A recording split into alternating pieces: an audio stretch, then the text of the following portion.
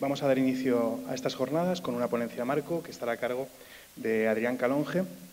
Él ahora mismo yo creo que es uno de los referentes en los últimos estudios en el entorno del Valle del Keiles y del Valle Medio del Ebro. Su tesis doctoral en la Universidad del País Vasco precisamente trata sobre el poblamiento rural romano en el Valle del Ebro Medio y durante los últimos años ha estado realizando estudios y publicando estudios que, como digo, son referentes para el poblamiento rural, tanto en vías de comunicación como en sistemas de explotación y sistemas económicos en el entorno que nos compete en este caso. Así que, si ya estás, pues damos inicio a la ponencia marco. Bueno, pues buenos días. En primer lugar, no voy a ser tan institucional, pero lo primero es agradecer, porque lo hemos estado hablando antes cuando hemos echado un café. Es raro poder ver un encuentro de estas características donde en un valle, en este caso, se junten tres comunidades autónomas diferentes para poder dar diferentes planteamientos en el cual pues, vamos a hablar de poblamiento, se hablará de economía, se hablarán de muchas cosas, pero sobre todo se hablarán de proyectos, se hablarán de asociaciones y se hablará de divulgación, que muchas veces pues, es lo más olvidado. Yo voy a hablar un poquito sobre el poblamiento rural romano en el Valle del Ebro.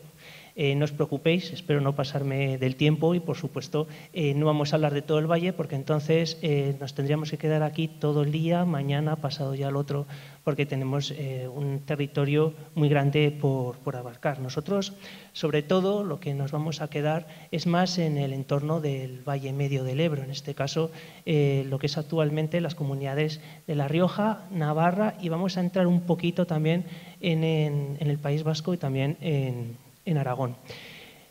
Si estamos en el Valle del Ebro, estamos hablando de un valle que es estratégico, porque es la zona de entrada entre el Levante, el noroeste, si seguimos todo el valle, pero a través de estos valles que van norte-sur, me da igual los 7 valles de La Rioja, el Valle del Keiles también los enlazan con el Duero, con el nacimiento del Duero, si seguimos más adelante con el centro, con lo cual es un valle que podemos considerar un valle estratégico.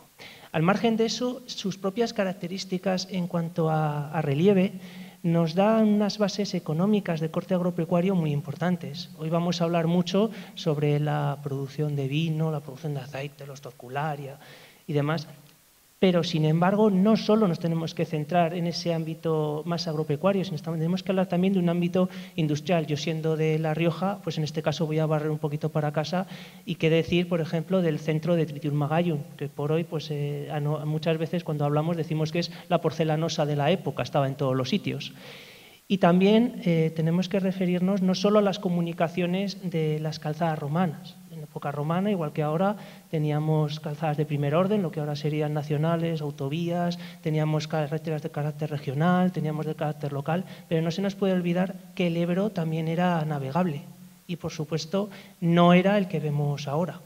El Ebro estaba libre de presas, estaba libre de tanta industria y sobre todo no éramos tanta gente, con lo cual la lámina de agua probablemente fuera el doble que tenemos ahora. Y eso también podía pasar en el Keiles y pasaba en otros ríos tributarios que de una manera más pequeñita también podían ser navegables.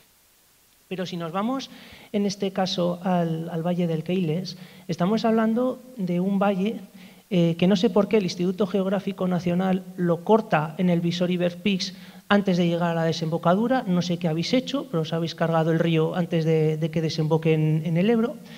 Y estamos hablando de un río que en un tramo más bien cortito, ¿cuánto podrá tener? No más de 80 a 100 kilómetros, tiene 3 ciudades que son importantes. Augustóbriga es la primera ciudad del Conventus Cluniensis antes de salir del Kaiser Augustinus. La epigrafía nos da más o menos justo el límite entre los dos conventos, pero tenemos también un poblamiento interesante en esa zona. Tenemos Turiaso.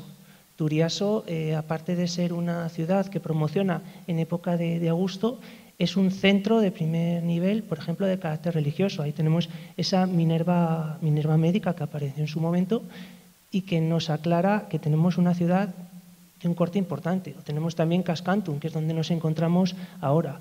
Es un valle que, al igual que el resto del Valle del Ebro, tenía una producción agropecuaria importante. Por ejemplo, pues tenemos el Torcularium más antiguo, que apareció en Piecordero, y también, por qué no decirlo, se podría decir que este río podría tener un tramo navegable, especialmente a través de Tarazona, lo cual explicaría también igual el poblamiento que nos podemos encontrar entre Castejón y Tudela, sobre todo el de Castejón, que luego veremos, muy vinculado al Ebro. Antes de meternos en el poblamiento rural, vamos a ver qué factores influyen para que el romano de turno diga me voy a establecer aquí. En primer lugar, para poder estudiarlo, para saber qué hay, tenemos el contexto del propio valle, es decir, cómo evolucionó la historia. 4 pinceladas.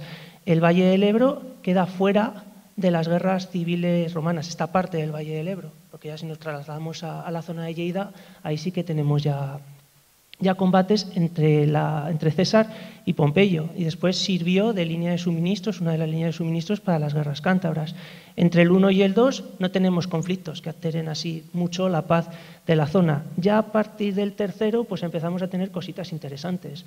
Ese conflicto entre Septimio Severo, cuando se está haciendo con el poder, los partidarios de Claudio Albino, y sobre todo en la segunda mitad la posibilidad de que hubiese en esta zona una frontera entre el Imperio Galo, mal llamado Imperio Galo-Romano, y el Imperio, vamos a decirlo, central en época de Claudio II. Estamos hablando 268-270 a.C. Una frontera más teórica que real. Entre el 3 y el 4, los cambios administrativos de Diocleciano, Constantino, probablemente algún conflicto menor. El siglo V, que es conflictivo, es interesante, tenemos Meneo, tenemos la Bagauda, tenemos también la ruptura de Limes, la reacción de Roma, y luego esa recuperación que se puede ver a partir del siglo V, pero donde también tenemos ya la expansión sueva, donde tenemos el asentamiento definitivo visigodo, el abandono de Roma o el papel de las élites hispano-romanas. Y ya en el siglo VI estamos hablando de un poblamiento romano, sobrevive algo, no sobrevive nada, es una ruptura, como algunos dicen, tenemos algo que pueda resurgir. Tenemos ya el reino suevo en el noroeste ya completamente asentado, o la entrada de los bizantinos. Parece también un poco de perogrullo, pero cuando hablamos del poblamiento rural tenemos también que hablar del medio, pero no solo del medio como el relieve, es decir, si tenemos una zona más llana, menos llana, si tenemos acceso al agua, no tenemos acceso al agua. Estamos hablando de la relación pura y dura y el tratamiento por parte de los romanos del territorio, es decir, su propia organización. Tenemos, pues en este caso, como en esa foto, las parcelarias, la de Calahorra, la de Alfaro, probablemente también alguna más, la de Zaragoza, por supuesto, que influían directamente en el devenir de estos territorios jurídicamente escritos en las ciudades. Pero luego tenemos también los propios distritos rurales, los pagi, otras formas de poblamiento. ¿Y qué tenemos de eso? Pues muchas veces la legislación, en este caso el bronce de Agón, que afecta también literalmente al territorio también de Cascante, de Zaragoza, pero también la propia relación entre el poblamiento anterior y el nuevo poblamiento. Es decir, por ejemplo, ahí tenemos una representación de la excavación de la necrópolis del Castillo en Castejón, una necrópolis anterior, una necrópolis prerromana, en la cual necesitan agua para el Montecillo, para el yacimiento del Montecillo, y dicen, tiramos por el medio, y tiran una tubería por el medio, una canalización para poder llevar agua para diferentes fines al asentamiento.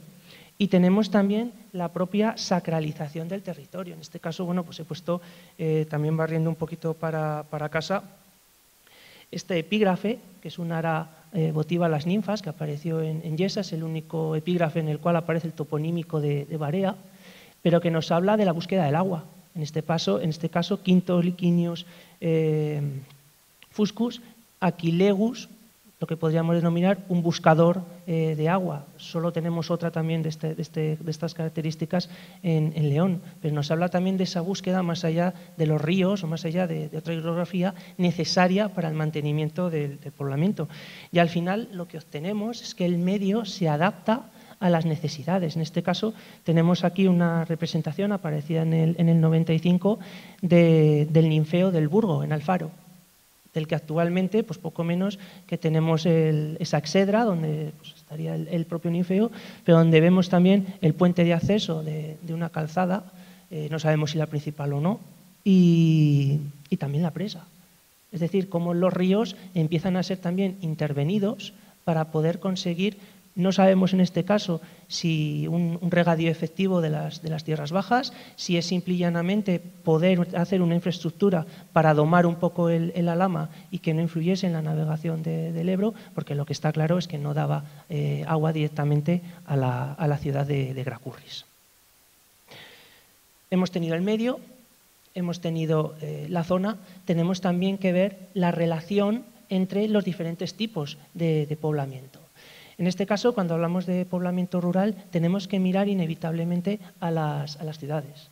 O sea, las ciudades no tienen que ser entendidas como un núcleo donde se agolpa la mayor cantidad de gente. Estamos hablando que muchas veces eran los centros religiosos, los centros políticos, los centros sociales, pero también eran los mercados, ya en los principales cruces de caminos que nos podemos encontrar. En este caso, pues aquí vemos una interpretación de las diferentes estructuras que se han descubierto en Gracurris, que es la ciudad que, como quien dice, tenemos aquí al lado.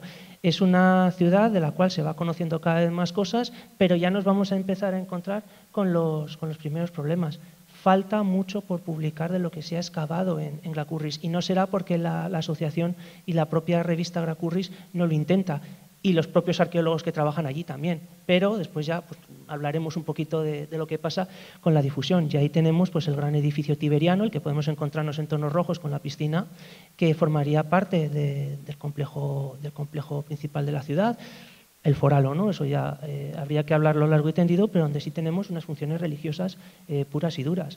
Pero no solo nos encontramos las ciudades, y por supuesto hay vida más allá de la villa romana, que muchas veces cuando aparecían 4 estructuras y dos cerámicas, no precisamente desde los arqueólogos enseguida se decían si eran, sobre todo estos divulgadores, ¿no? Que nos solemos encontrar mucho, eso es una villa romana. Aunque igual estuviese a pie de vía y podría ser cualquier otro tipo de historias. Pues tenemos, por ejemplo, el enclave rural del Montecillo, que se ha considerado durante mucho tiempo una villa romana, pero que ahora ya, sobre todo a partir de las publicaciones 2009-2010 de Velaz y compañía, pues probablemente lo que nos encontremos es más un tipo de poblamiento mayor, un vicus, o nos encontramos también poblamientos más pequeños, enclaves más pequeños, como puede ser este de la Torrecilla, que probablemente fuera una pequeña aldea que estaba al servicio de la centuriación de Calahorra, pero sin embargo también tiene un urbanismo. Es decir, el urbanismo no solo lo tenemos que entender dentro de las propias ciudades, sino que también en los enclaves más pequeños también teníamos ese tipo. Por ejemplo, tenemos una foto de una pequeña calle que se descubrió en la parte este del yacimiento, que tiene su propio sistema de desagüe para poder airear el propio enclave. Factor clave también, las comunicaciones. Cuando hablamos de las vías romanas, sobre todo a partir de los estudios, ¿no? Ahora que están tan de moda, de Isaac Moreno Gallo, parece que nos estamos refiriendo a las grandes vías de comunicación, ¿no? De las que tenemos en el itinerario antonino, el anónimo de Rávena, ¿no? Lo que se ha podido ir descubriendo a partir de los miliarios, las excavaciones. Bueno, ahí tenemos, por ejemplo, Turiaso y Augustóbriga, Cascantun estaría un poquito más al norte. Y si nos damos cuenta que de esta zona destaca el cruce de caminos, que era Caesar Augusta, Zaragoza, la capital conventual. Desde ahí, como pasa ahora, por ejemplo, con el tren, podemos llegar prácticamente a todos los sitios.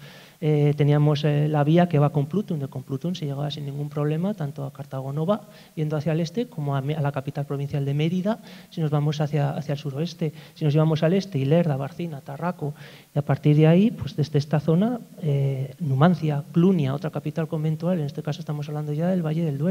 Si nos vamos directamente siguiendo el Valle del Ebro, enlazamos con la dinámica zona del noroeste. ¿Son todas estas las vías romanas que conocemos? Aquí, sobre todo, las que tenemos plasmadas son las de los itinerarios y las que tienen algún tipo de epigrafía, especialmente los miliarios. No, aquí, por ejemplo, ya solo viendo falta la del Keiles, la vía que subía del Keiles y que enlazaba Turiaso con Cascantun. No tiene ningún sentido que para llegar de Cascantun a Tarazona tendrían que ir hacia el este y luego coger el empalme de la vía que enlazaba de la ITER que enlazaba directamente con Augustóbriga, tenía que haber algo. Aquí también faltan, por ejemplo, las vías de carácter secundario, que muchas veces no son contempladas de los 7 valles riojanos. No estamos hablando de calzadas que tienen la forma básica como la que nos podemos encontrar musealizada en Ablitas. Muchas veces podían ser no meros caminos de cabras, pero si no, ¿cómo se explica el poblamiento que tenemos, por ejemplo, pues en el Valle del Iregua, en el Valle del Najerilla, si tiramos ya para La Rioja? Se dice que mucha gente se dice que no hay vía romana, entonces la gente que vivía ahí, ¿cómo llegó volando? Eso también lo tenemos que ver. No solo es la cuestión de la epigrafía o de lo que los podamos encontrar, sino también la propia distribución del poblamiento nos da pistas por dónde podían ir este tipo de infraestructuras. Si nos vamos ya al propio poblamiento rural, nos tenemos que referir, en primer lugar, por supuesto, a la villa romana. La villa romana es la unidad que en el Valle Medio del Ebro más se ha divulgado. No quiere decir que sea la que más se ha excavado, pero sí la que más se ha dado a conocer. En este caso, pues en esta selección tenemos el Villar de Ablitas, la de Beliara Cantanagoncillo en su fase tardía, pues si nos vamos a la de Azuara, la de Fortunatus, tenemos varias. ¿Quiere decir que todo el poblamiento rural era villa romana? Ni mucho menos. Pero también es cierto que en su momento es la que más se ha divulgado. Tenemos que tener en cuenta para la villa romana un patrón de asentamiento que es claro. Suelen estar en una zona más elevada del resto del territorio circundante para poder vigilarlo, cerca del agua y también cerca de las vías de comunicación principales, cerca que no al lado, porque sobre todo más tirando a la época bajo imperial, la inseguridad que tenían las propias vías hacía inviable que un poblamiento de estas características, especialmente cuando ya se convierten en esas casas señoriales que muchas veces, pues cuando hay que explicarlo, las comparamos con esas haciendas mexicanas, ¿no? de las telenovelas. Tú no invertías y hacías una mini ciudad, por decirlo de alguna manera, en tu propia casa con sus termas, con sus mosaicos y lo ponías al lado de una calzada que probablemente podía tener una serie de bandidos.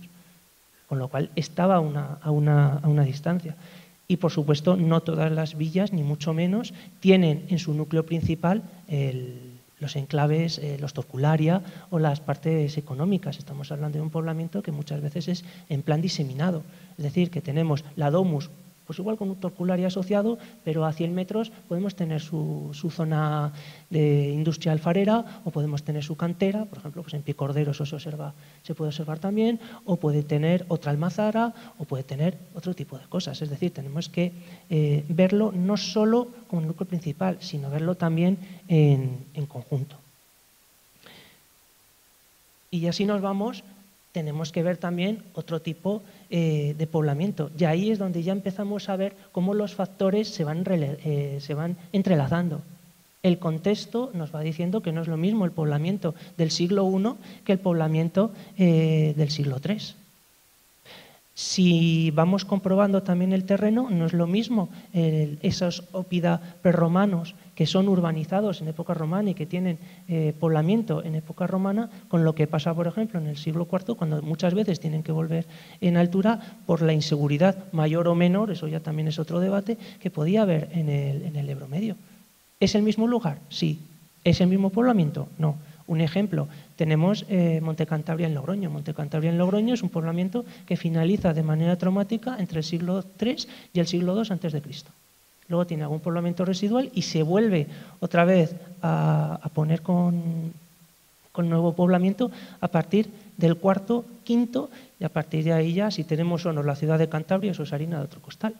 Pero no tiene nada que ver un poblamiento con otro, siendo el mismo lugar y siendo también más o menos la misma estructura muraria. O nos podemos marchar también a otro tipo, como pueden ser los vicus. En este caso, pues uno en Rúa Vieja, en Logroño, el que hemos hablado antes del Montecillo en Castejón. Es decir, tenemos que abrir un poquito más la mente y no solo pensar que todo poblamiento rural es la villa romana. Y encuentros como este y que deis a conocer nuestras propias investigaciones es lo que nos ayuda también a poder aumentar ese conocimiento y a salir un poquito de los esquemas. Si ya nos vamos al propio valle, podemos decir que los poblamientos, vamos a decir, de nueva planta, empiezan entre el final de la República y el Principado.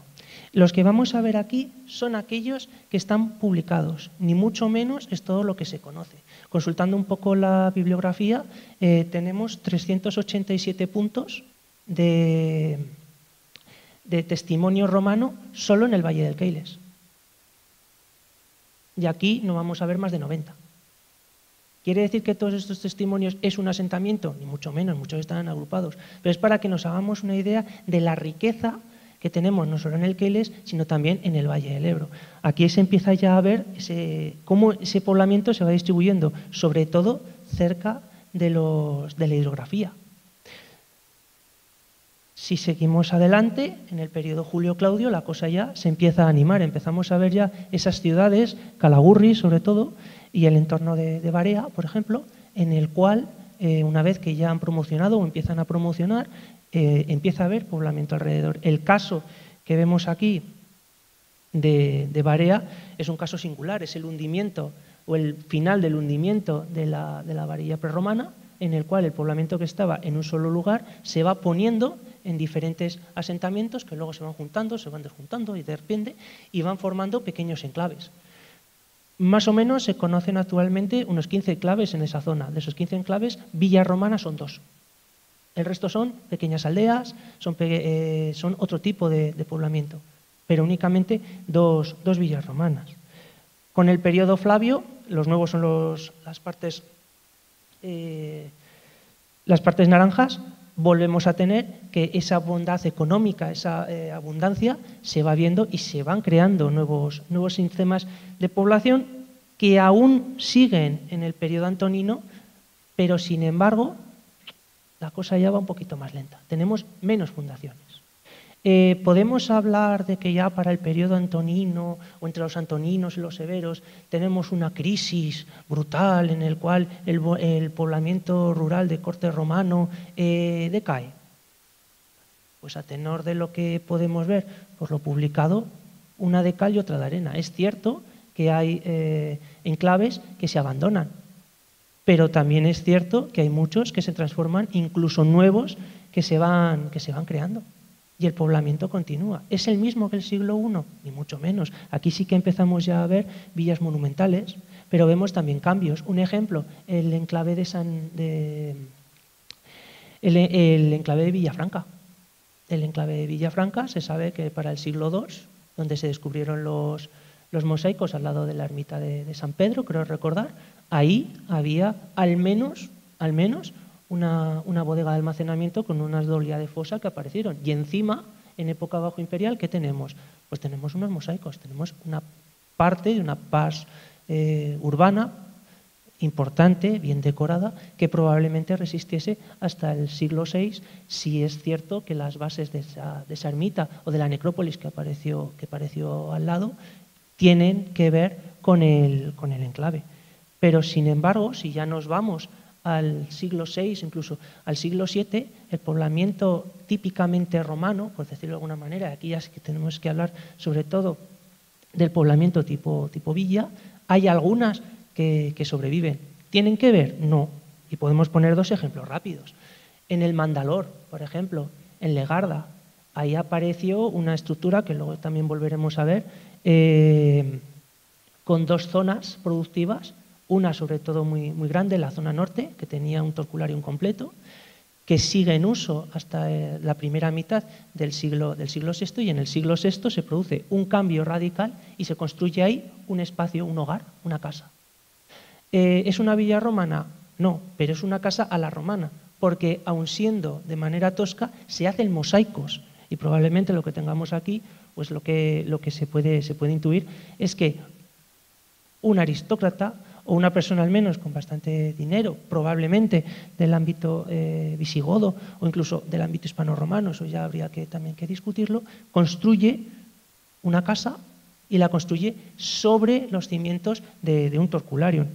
O luego ya nos podemos ir con una villa pequeñita, apenas 500 metros, que se descubrió en Ocón, la villa de Parpalinas, que da fechas hasta el siglo VI o el siglo VII. Manteniendo el mismo poblamiento, manteniendo el complejo vitivinícola y luego añadiendo, como ya veremos, el dominio religioso. Y estos son los enclaves que más o menos nos podemos encontrar publicados y que tienen algún tipo, vamos a decir, de descripción sobre los mismos.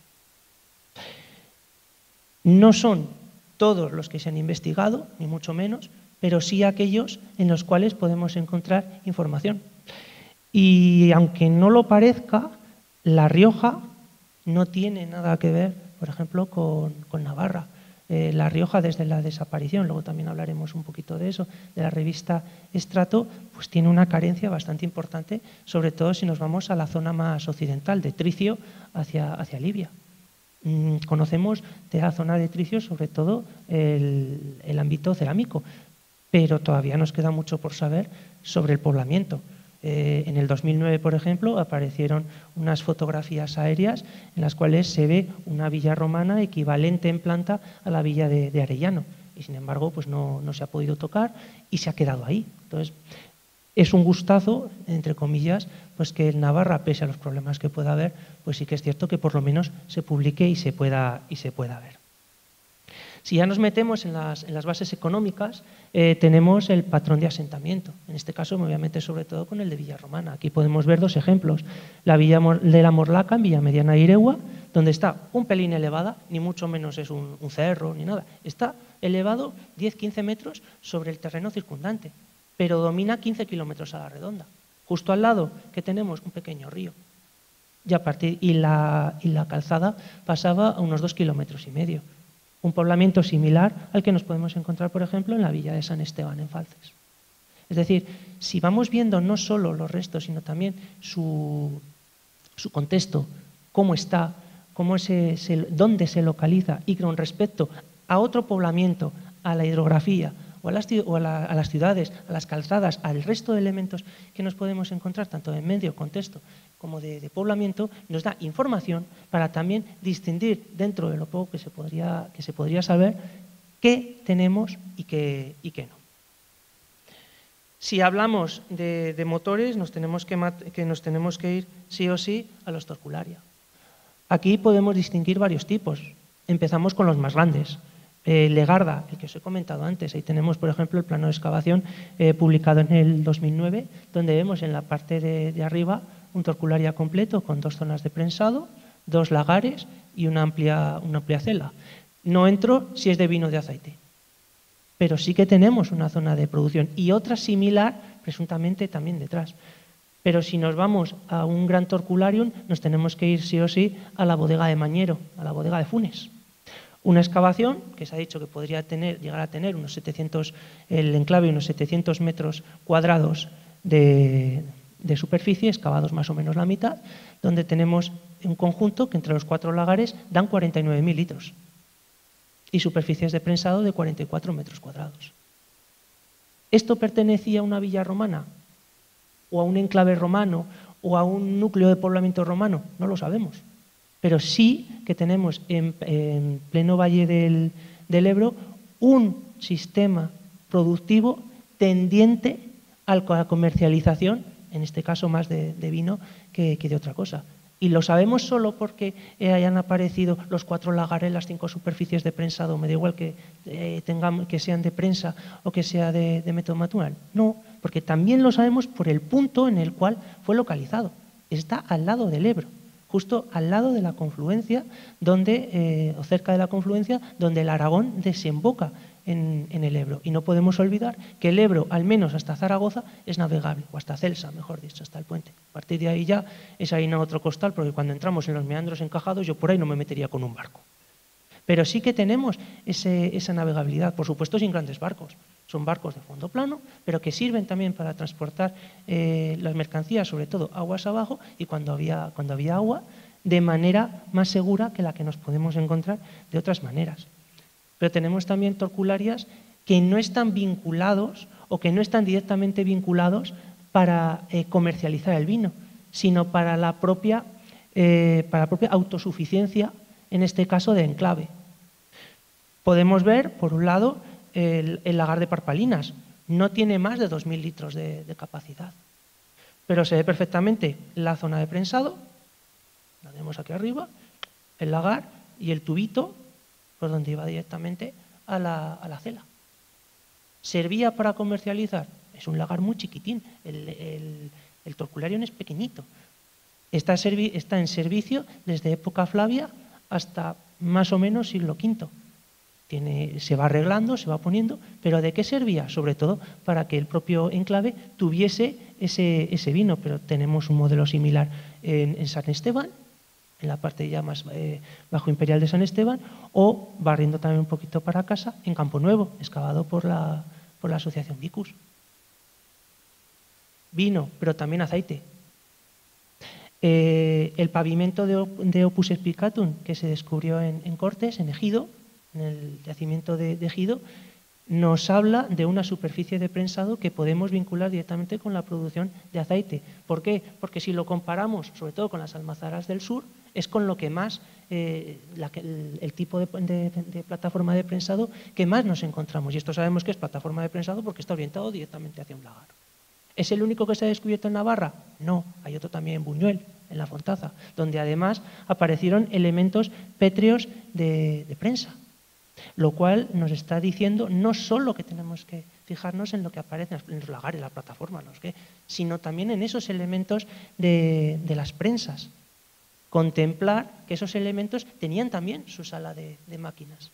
Que, por ejemplo, vuelvo otra vez a otro ejemplo de cascante, en Pie Cordero, en el segundo Torcularium, en la parte este, se ve perfectamente. Y además con un sistema de lagares. O, por ejemplo, pies de prensa. En Calahorra sabemos que se hacía aceite en el entorno de Calahorra. Sí. ¿Sabemos dónde? En un sitio. Pero han aparecido bastantes pies de prensa en contextos romanos, porque estos pies después, si no pueden ser medievales, modernos.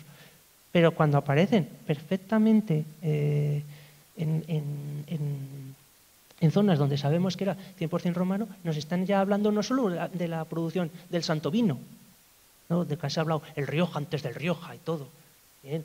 Tenemos vino, sí, pero tenemos también otros tipos de productos.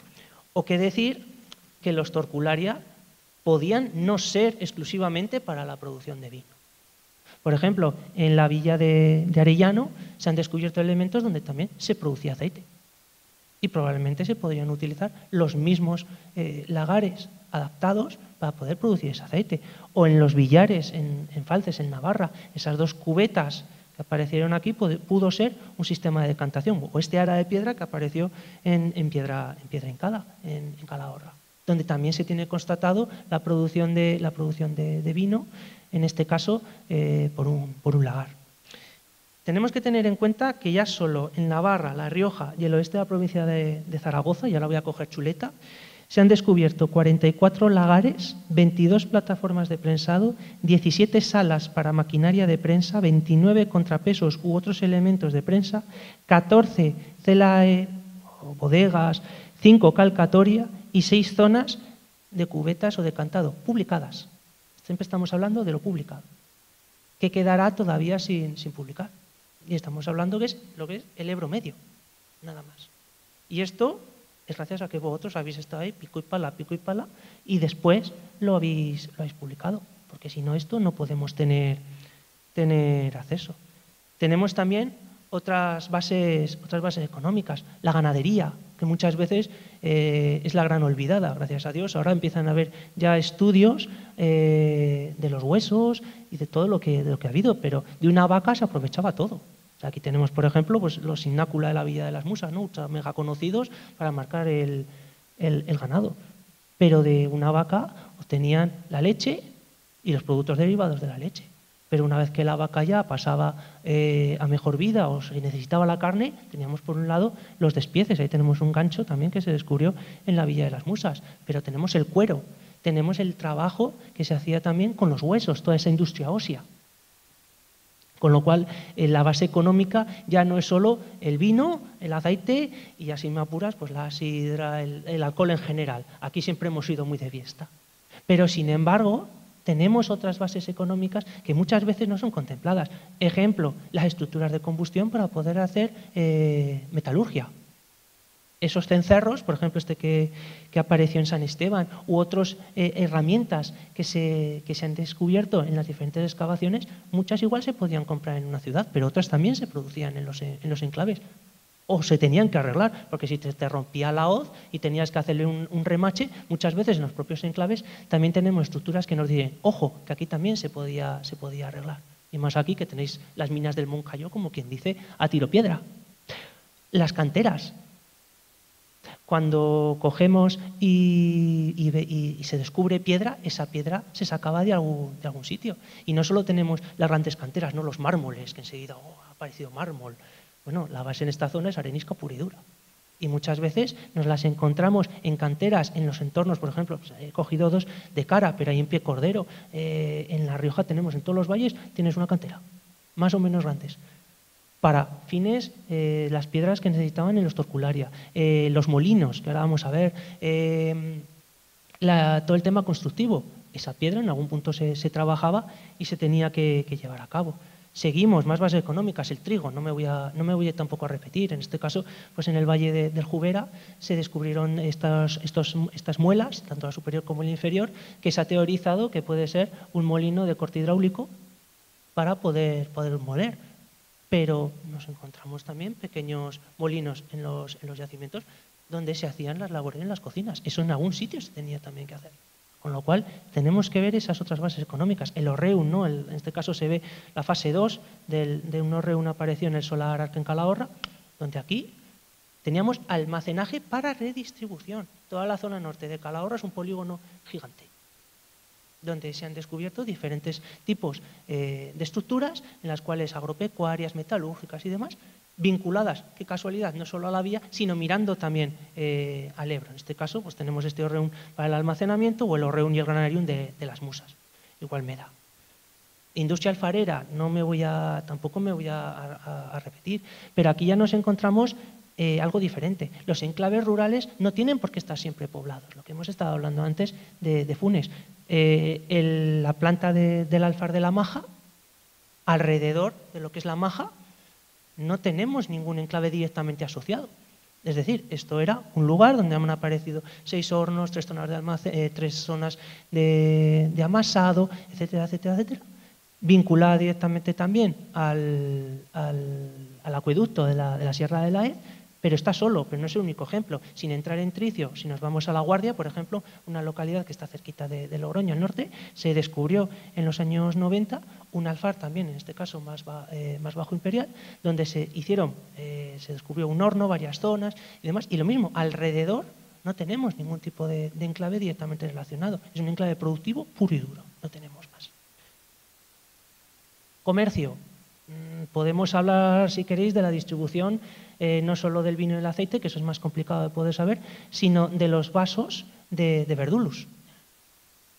Estos vasos que se producen en el territorio de Calahorra se han encontrado en Barea, se han encontrado en Santa Cara, pero se han encontrado en Pisoraca, en Herrera del Pisuerga, se han encontrado en Baétulo, en Badalona, se han descubierto en Barcelona, Zaragoza, y la mayor parte de la distribución, ¿en qué se basa? En el Valle del Ebro. En un sistema mixto, navegabilidad, comunicaciones, bien, pero se ha descubierto y es un entorno completamente productivo diferente y que no tiene nada que ver con el entorno agropecuario o la producción de ánforas símiles a la Dresel 28 o Veraden 74 que se producen en el entorno de Calahorra. No son las típicas ánforitas que vemos de pico, son de fondo plano. ¿Para qué? Para su traslado. Muchas veces se vincula también con la navegabilidad del Ebro, pero tenemos estas ánforas que distribuyen este tipo de, probablemente no solo vino, aceite, trigo, es decir, todo, y luego las reutilizaciones posteriores que se podrían dar, porque otra cosa no, pero todos sabemos que los romanos pragmáticos eran un rato. Con lo cual, lo que nos estamos encontrando son unas bases económicas que no solo tienen que ver con ir con el colquete a la viña y sacar la uva, sino de esa uva sacar también el vino. Pero es que para poder tener el Torcularium tenemos las canteras, de las canteras la distribución, es decir, un sistema económico completo que entrelaza diferentes tipos de poblamiento y a su vez depende de esos tipos de poblamiento.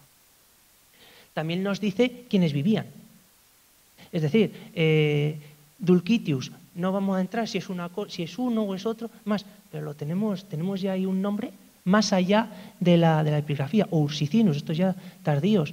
Pero si nos vamos otra vez al entorno de Barea, tenemos esta producción de una oficinia lapidaria, del siglo I, donde encontramos diferentes ejemplos que no se encuentran en Barea, sino que se venden en los entornos rurales. En este caso, en el entorno del Leza y en el entorno del Iregua. O también podemos conocer qué creían. Este ara, por ejemplo, aras tenemos bastantes para elegir. Yo he cogido esta de Ceres por esa vinculación también con los cultivos. Pero ya nos dice también en qué creían, qué tenían. O, por ejemplo, la de Demeter Atenea, que estaría vinculada a unas termas en la villa romana de Azuara. Y todo esto también es economía y también se produce en la zona. Es decir, nos tenemos que imaginar para estos tipos de mosaicos artesanos itinerantes que podrían ir haciéndolo. O compras también, si esta Demeter se produjo, no lo sé, por ejemplo, en el entorno de Tarraco se distribuyó. O cómo llegaban este tipo de lápidas, este tipo de inscripciones funerarias de Barea, además de la zona sur de Barea, cerca del polígono, llegaban a Goncillo o llegaban a Albelda.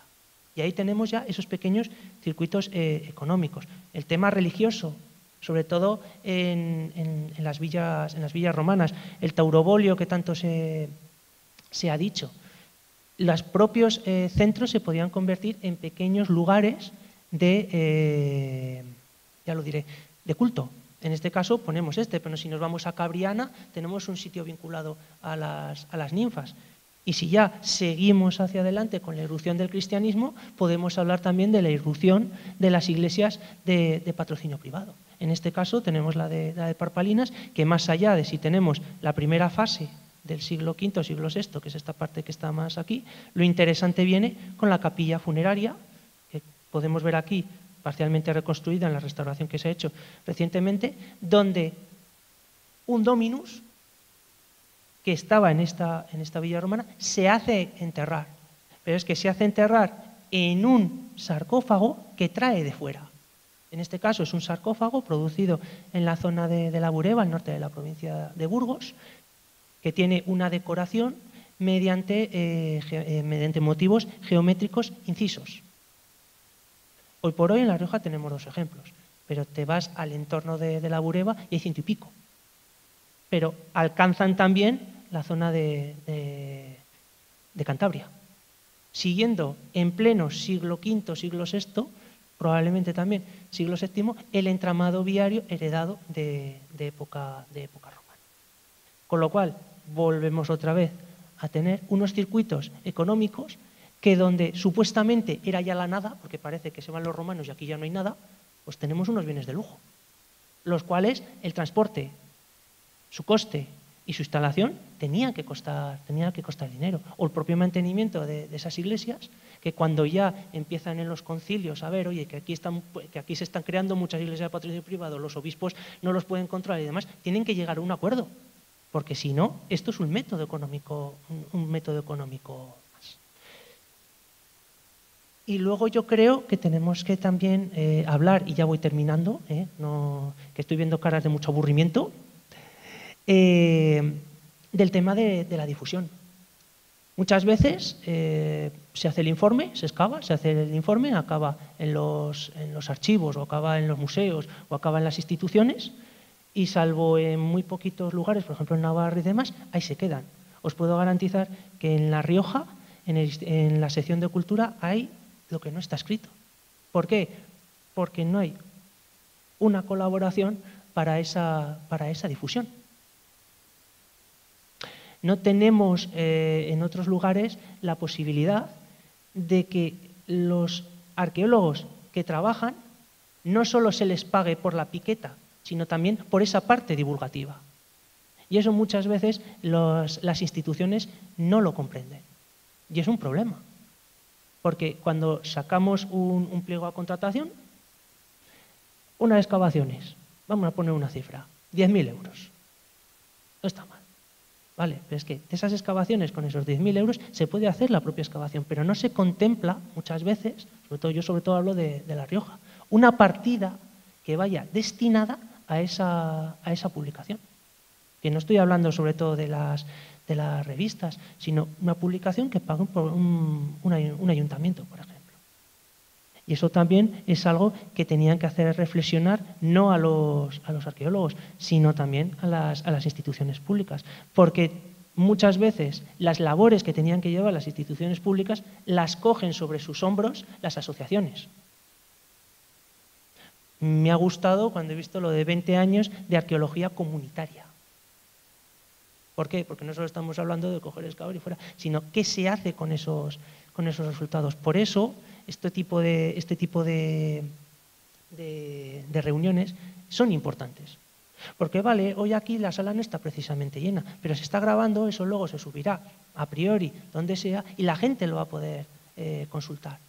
O dentro de un tiempo, si se puede, pues en trabajos de arqueología navarra, en Calacorico, no sé, se podrá publicar algo. Pero sin ese impulso, poco se puede hacer. De estas revistas, por ejemplo, a mí me da mucha pena que desde 2001 Estrato en La Rioja no esté. Porque en Estrato se publicaba más o menos todo lo que se iba haciendo. Y Brocar, de la Universidad de La Rioja, o Berceo, no han llegado ni mucho menos a ese nivel. Se salva Calacoricos y Gracurris porque las hacen las propias asociaciones. Pero no hay un impulso propio. Porque está muy bien que se cojan y se musealicen yacimientos, ¿no? Vamos a gastarnos 100.000 euros y musealizamos un yacimiento. Queda mono, pero luego sí hay que mantenerlo. A mí me dio mucha pena cuando hace unos meses fui a echar unas fotos precisamente a Funes. Oye, y otra cosa no, pero la biodiversidad había crecido, ¿eh? Porque no había ese mantenimiento. Y esa responsabilidad también está ahí, bueno, lo del pliego de contratación o la colaboración. Esto es un pantallazo tal cual de lo que pone la UNED de estas jornadas. Y aquí vemos la UNED, la Asociación Vicus como organización y las colaboraciones. Tremendamente raro que se vea, muy raro.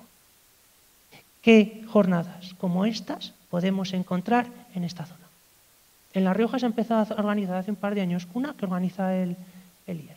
No tenemos más. Pero donde se reúna ante un colectivo de arqueólogos, no gente que se junta para poder divulgar, arqueólogos, es muy extraño.